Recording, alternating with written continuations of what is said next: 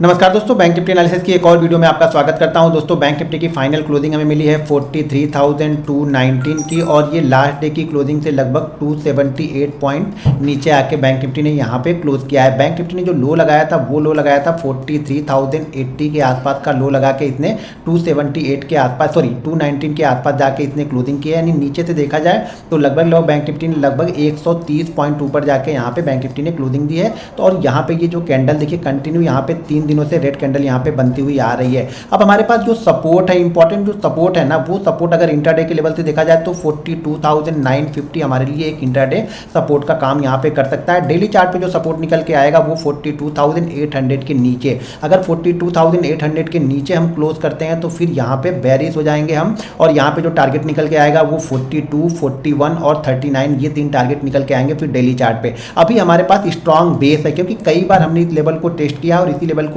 Test करने के बाद हमने ये ब्रेकआउट किया था। तो इस लेवल के आसपास हम यहाँ पे आएंगे तो हो सकता है हम 42,950 ये हमारे लिए इंट्राडे के लिए सपोर्ट का एक काम करेगा। लेकिन क्लोजिंग बेसिस पे जो सपोर्ट है वो है 42,800 का। तो यहाँ पे आपकी अब नज़र होनी चाहिए, अगली नज़र हमारी 42,800 के आसपास यहाँ पे होनी चाहिए।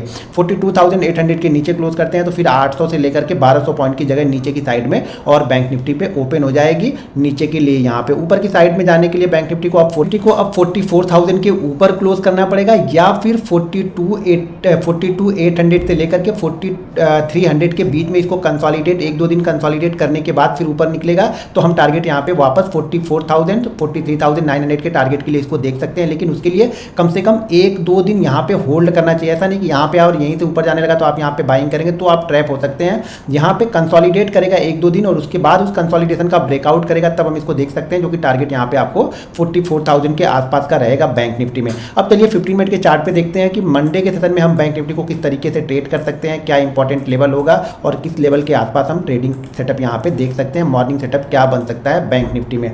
अब बैंक निफ्टी को अगर ध्यान से देखेंगे तो ध्यान से देखिए बैंक निफ्टी के जरा चार्ट को। तो जैसे ही हम यहाँ पे ओपन होते हैं, ओपन होने के बाद कंटिन्यू हम ऊपर की साइड में जाते हैं और यहाँ पे हम सपोर्ट रजिस्टेंस कहाँ पे लेते हैं, जो हमारा पिछला सपोर्ट होता है। ध्यान से देखिए पिछले सपोर्ट का वर्क देखिए किस तरह से काम करते रहता है ये। हाँ, 10 में से 2 बार ये काम नहीं करेगा, लेकिन आप लोग उसी में परेशान हो जाते हो जिस 2 बार में वो काम नहीं करता है। बाकी टाइम पे ये आप लोग को काम करते हुए दिखेगा। यहाँ पर भी देखिए एक बार सपोर्ट यहाँ पे ले रहा था, जैसे इसने ब्रेक किया बड़ा फॉल यहाँ पे देखने को मिला। अब ऊपर जाते वक्त क्या मिल रहा है, रजिस्टेंस मिल रहा है। तो ये ध्यान रखिएगा ऊपर जाते वक्त अब आपको रजिस्टेंस फेस करेगा। अब ये मार्केट यहाँ से ऊपर की साइड में निकलेगा तो ये इसके लिए रजिस्टेंस का काम करेगा। ये ध्यान रखिएगा, ये इसके लिए रजिस्टेंस का काम करेगा।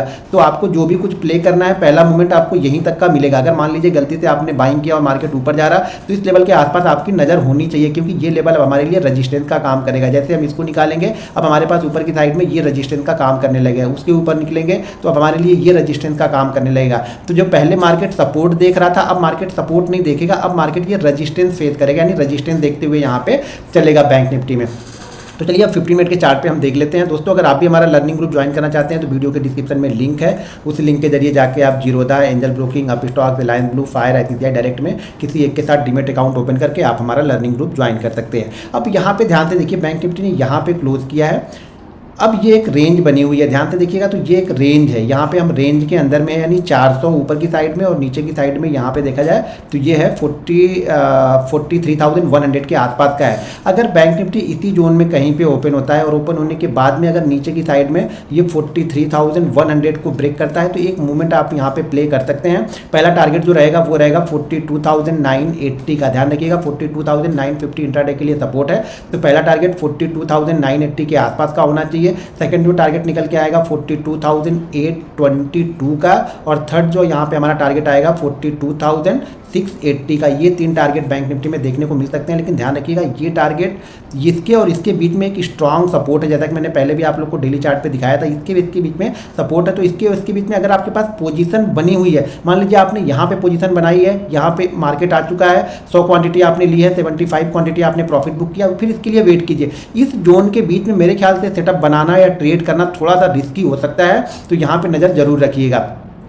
अगर इसी जोन में ओपन होने के बाद हम ऊपर की साइड में गए तो मान लीजिए अगर नीचे आप 100 क्वांटिटी ट्रेड करें तो ऊपर सिर्फ और सिर्फ 50 क्वांटिटी के साथ में ही ट्रेड करेंगे, और ट्रेड भी तब करेंगे जब ये 43,000 43,000 400 के लेवल को निकालेगा तब। अब ये ध्यान रखिएगा 43,400 निकालने के बाद 550 एक रजिस्टेंस का काम करेगा, तो पहला टारगेट वही रहेगा 43,520 के आसपास का।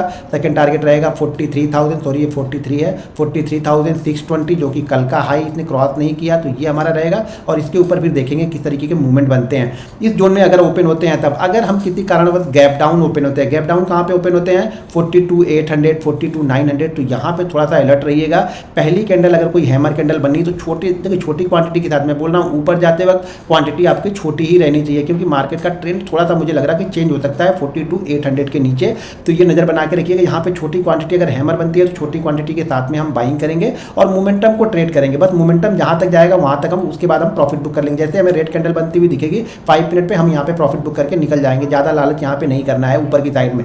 नीचे की साइड में अगर यहाँ पे कोई प्राइस एक्शन, मान लीजिए 300 पॉइंट हम लोग नीचे ओपन होते हैं और उसके बाद कोई रेंज बन जाए, या फिर यहाँ पे आधे एक घंटे की कोई रेंज बन जाए, मार्केट उस रेंज को ब्रेक करेगा तब हम यहाँ पे ट्रेड करेंगे ऊपर या नीचे की साइड में। या फिर इस रेंज के बाद में ध्यान रखिएगा, अगर रेंज के पास मार्केट कोई प्राइस एक्शन बनाए, मान लीजिए रेंज ना बना के मार्केट प्राइस एक्शन बनाएगा, तो हम प्राइस एक्शन को यहाँ पे नीचे की साइड में ट्रेड कर सकते हैं। एसएल जरूर 70 से 80 पॉइंट का रखिएगा, क्योंकि मार्केट काफ़ी वॉलेटाइल है, तो ये एसएल आपके लिए सफिशिएंट होगा। क्योंकि ये एसएल ब्रेक करने के बाद हो सकता है 200, 250 तो 300 पॉइंट तक एक मूवमेंट यहाँ पे दे जाए। तो मार्केट वॉलेटाइल है, तो स्टॉप लॉस को फॉलो जरूर करते रहिएगा यहाँ पे। दोस्तों अगर वीडियो पसंद आती है तो वीडियो को लाइक और शेयर जरूर करते रहिएगा। अब मान लीजिए हम गैप अप ओपन हो जाए, गैप अप ओपन हो जाए हम 500-600 के आसपास, तो ध्यान रखिएगा ये सारा जो जोन है वो रजिस्टेंस जोन है, तो यहाँ पे हम सेलिंग अपॉर्चुनिटी ढूंढेंगे। अगर कोई शूटिंग स्टार कैंडल या फिर कोई प्राइस एक्शन बनते हुए मुझे दिखेगा तो यहाँ पे हम सेलिंग की अपॉर्चुनिटी ढूंढेंगे। तो ये नज़र बना के आप लोग जरूर रखिएगा। दोस्तों वीडियो पसंद आए तो वीडियो को लाइक और शेयर जरूर करते रहिएगा। मिलते हैं नेक्स्ट वीडियो में। जय हिंद।